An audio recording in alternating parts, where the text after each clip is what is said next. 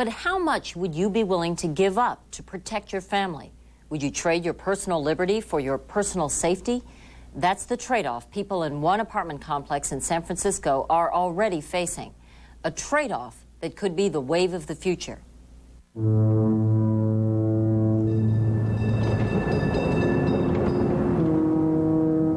Over the hill from the heart of San Francisco lies one of this beautiful city's few blemishes. 586, Richland. A dangerous neighborhood that looks the same as too many others all over America. 10-4. Captain, I get the feeling you don't like the fact that we're roaming around here in the middle of the night, huh? I mean, is it dangerous here? Apprehensive. Very apprehensive. That's why it's Saturday night at 2 a.m. And for Captain Harlan Wilson, it's business as usual in the Sunnydale housing projects. How dangerous is it here on a given night? Just had a homicide a little while ago. 3 out of 14, Edward. For years, the symbol of the drug-driven violence that seized this community was just up the block at the notorious Geneva Towers, 2 low-income high-rise buildings where drug dealers ruled. You could not go out into the hallway. Go out in the hallway, no chance, because you were terrified, you were terrorized, you were involved. There were shootings in the hallways. Bodies was coming out of the windows. No. Dead people. For the 1,000 or more residents of the towers, the place they had to call home was more like a living nightmare. Did you want to move out of here, and could you financially? No, most definitely. I wanted to move as far away from Geneva's Towers as possible. Police officers will go some places where angels fear to tread. We didn't even want to tread into the towers. So if even the cops wouldn't go in, who would? This man, Eli Gray. I just want to thank you. Don't be fooled by this mild-mannered organist at the St. Mark's Institutional Baptist Church. He's the man the government brought in at taxpayers' expense to get the thugs out of Geneva Towers. Now we've got a clean lobby, we've got... His solution? Do something the police couldn't do. Lock it down. Close the doors and say, you don't have business to see people in here, you don't come in the towers. To lock it down, Gray oversaw the building of a 10-foot-high security fence that now surrounds the towers. Today, tenants are forced to enter through a single security room. Guests must sign in, and people who appear suspicious are frisked. Is this bulletproof glass? That's bulletproof glass. Robert 2, dispatch 1. So what did you set up here? This is our monitor system, that closed-circuit TV system that's set up so that we can monitor the hallways. Excuse me, you're not supposed to play ball in the hallway. Thank you. We can monitor the garage areas where the vehicles are parked, and we can monitor the exterior of the buildings. But probably the key change at Geneva Towers, and certainly the most controversial, was the force of 60 armed guards Gray recruited and trained. 4th floor, B building. The guards admit they carry a lot more firepower than most security, but they say it's needed because some of the thugs here have even more. So far, they've confiscated Uzis, Tech-9s, .357 Magnums, and even a live grenade. They just have little gunfights, or they pass by, drive-by shootings. Gray says that in this environment, the only way his guards can keep in control is to stay on top of the bad element. Once we started to patrol the hallways, and we were constantly walking up on them, constantly, every time they turned, there was security. I feel like it is San Quentin. But for some residents, the massive show of force has been too much. They say the towers may be safer now, but it certainly doesn't feel like home. You shouldn't have to feel like you're locked in or feel like you're in prison in your own home. How would you like walking into your apartment building, the guards are just staring at you, just right in, piercing your eyes? That's harassment to people. But they're trying to protect you. They're trying to keep the bad elements out. Well, I don't know about that kind of. It appears to me and others that they're trying to keep us locked in. In fact, residents have filed 3 civil suits against Gray and his guards for abusive behavior to residents. Have you ever ended up in fights with residents? Absolutely. Yes, we have. Yes. There's an old saying, you have to break a few eggs to make an omelet. Is that your recipe? No.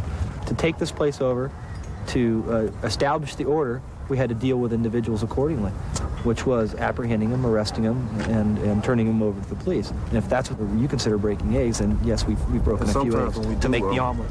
And when I opened the door, they rushed. Did they ask if they could come in? No. It was 2 a.m., and Shirley Lee, a longtime resident of Geneva Towers, found herself face-to-face with security guards and the San Francisco police. And I'm looking down the barrel of 357s. Not one, not two, not three. All of them had guns. Drawn? And they were drawn. And they went through my house, they searched my closets, they searched my bedrooms, they went up under the beds, they looked everywhere, looking for a man. Lee says she's just thankful that her grandson wasn't there that night. Nevertheless, she doesn't sleep as well ever since the police and guards burst in. I wouldn't say we burst in. Gray says his men were chasing a robbery suspect who was seen on the surveillance monitors outside Lee's door. If I were that individual, I would probably find it easier to sleep at night knowing that someone is out there looking out for my welfare. Yes, sorry, this is Eli, security at Geneva Towers. While we were at the towers, there was a shooting just 3 blocks away. A shooting at Sunnydale and Hahn. In the old days, the suspects might have come here. But today, Gray and his guards made sure they stayed away. The guys are dispersed. They're gone. And while critics charge that crime has just been pushed up the block, one resident told us, you only need to see kids playing where drug dealers used to have their gun battles to be convinced the changes are worth it. Police statistics agree.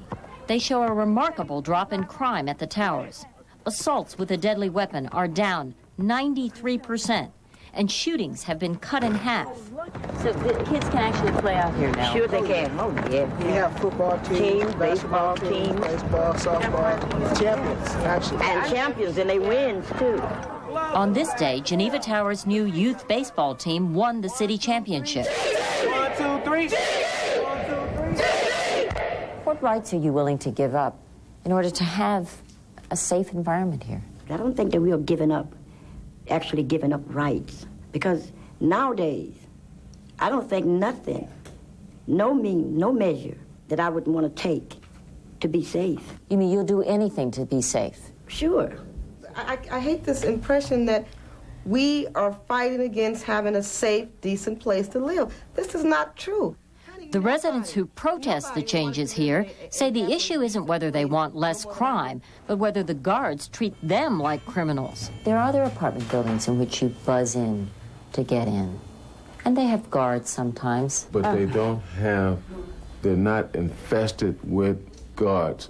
Apparently here they're saying that the tenants is so criminally inclined, the element is so bad until they got to treat this like it's the streets. We may be poor. We may be underclass, if you want to call it, but we have brains, we have intelligence, most of all, we have feelings. And I would love for my children to have the freedom, the decent human beings that they are, to come and go in my home. We have been through a lot. Truthfully, would you want to live here? No. I would never put myself in the situation where I'd have to live here. I'm a responsible, respectable, productive member of society. Therefore, I don't need public assistance. I can stand on my own. You don't have much respect for the people who do have to live here. Oh, I have a lot of respect for the people who do have to live here because they've put up with a lot. There you go. We're not a bunch of brute, forceful people. We're not pushing ourselves on anyone. We're not trying to intimidate anyone to the point that they're afraid of us. You know, you make it sound like your guards are choir boys and like they don't do anything wrong. No, we do what we have to do to make things better at Geneva Towers, but we don't infringe upon anybody's rights. These are very sad memories of young boys that I knew around here that ended up dying unnecessarily. Before we left the towers, Shirley Lee showed us a graphic reminder of why the guards need to be here. He was killed in a drive-by shooting. Someone shot him, just drove by and shot him. It's sad because I know most of the young boys here. He's lived here also, and he's dead. Lee says she feels caught right in the middle of this dilemma that's becoming more common for many American families. Either she lives with armed drug dealers or armed police and security, like the ones who burst into her home. That's a question I've been asking myself ever since that happened to me. Should I feel lucky or should I feel unlucky about what happened to me? At that time, I did not feel lucky. I felt bad. Does it seem right to you that you have to live in an ultra-secure apartment? That's the price I have to pay for being low income and not having the means to live somewhere that is secure, where I don't have to have guards walking around. You think these days are over? Hopefully. I hope they are. I hope they are.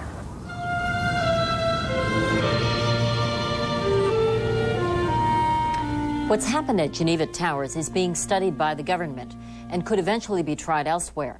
But the issue of privacy isn't the only concern. There's the cost.